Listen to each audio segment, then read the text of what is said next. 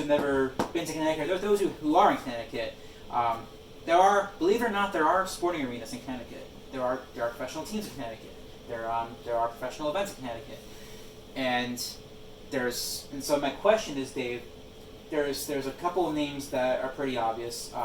XL Center for Hartford to start, Rentschler Field if you're UConn football Huskies. Pratt and Whitney Stadium. Pratt and Whitney Stadium now. Yeah, I still call it the Rent, but that's just me. Dillon Stadium now. We actually have a minor league soccer team. The Hartford. I should know this, Dave. What's the Hartford soccer team name? You can do it. Can I? Not the Whalers, obviously. But wow. It begins with an A. It's a baseball team. Athletic. Oh wow. Hartford Athletic. I'll get better at this, Dave. As I actually start going to these events. I know, right? And then Dunkin' Donuts Park. So Dunkin' Donuts. So I'll be honest, Dave. I have not been to Dunkin' Donuts Park yet. Really? Yeah, I'm a horrible Connecticut sports fan. But tisk tisk on me. But I want to get your thoughts because you've been to obviously a lot of these stadiums around the state. There's a few more that I haven't mentioned. You obviously go to UConn. You have Gamble Pavilion. You go down to Mohegan Sun where the Connecticut Sun play. There's an arena there.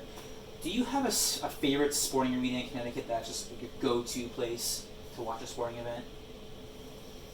I mean, yeah, I have my favorites, and I think,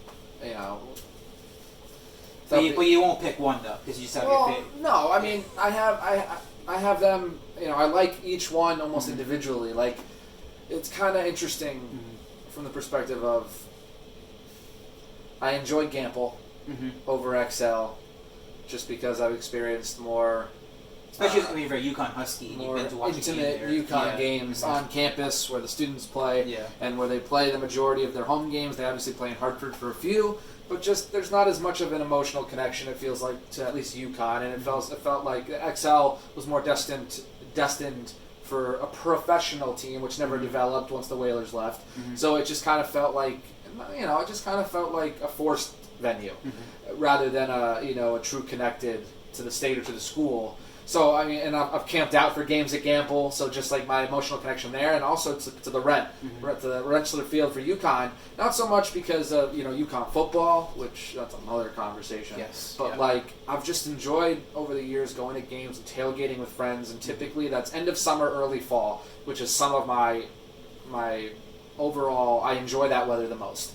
As we're starting to come back into the 70s and 60s from the summer, so we're cooling off a little, but I can still be in shorts and a tee, at least for most games, most afternoon games, and then just tailgating, social. I've enjoyed that, and hopefully I'm not sure if that's going to be allowed this year, but I guess we'll find out. Yeah. But no, that's all for me. That's been a lot of good memories going with friends and family.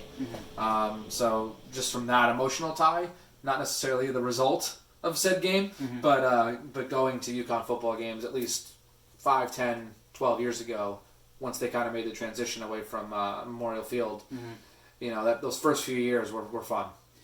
Yeah, I mean, David, I think you kind of laid out that depending on the experience, each arena has its own, unique charm, depending on the time of the year, the sport you're watching. I'm kind of with you that if it was basketball, obviously Gamble.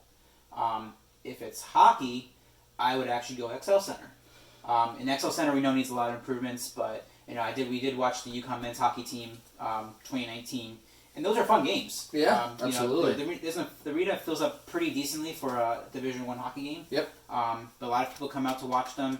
The Wolfpack, I mean, I think in the late 90s, early 2000s, the Wolfpack is a little more exciting to watch, and now to me it's a little more the UConn hockey. It's a little more exciting at at XL Center. But yeah, if they get those improvements made to the XL Center, I mean, that could be a real great experience, I think, for a lot of fans to be able to watch a hockey game there. Yep. But as I said, I have not been to Dunkin' Donuts Park, so I need to go watch the Yard Goats sometime, But that's the thing, though. Tickets are always, sold out. Like that. I mean, it's on Friday, Saturdays. Yeah, someone who worked there. And that's probably a good thing because they can still sell out a double-A, baseball game in Hartford. Yeah. But and then Dillon Stadium, obviously they made some updates there, and you have soccer. They did.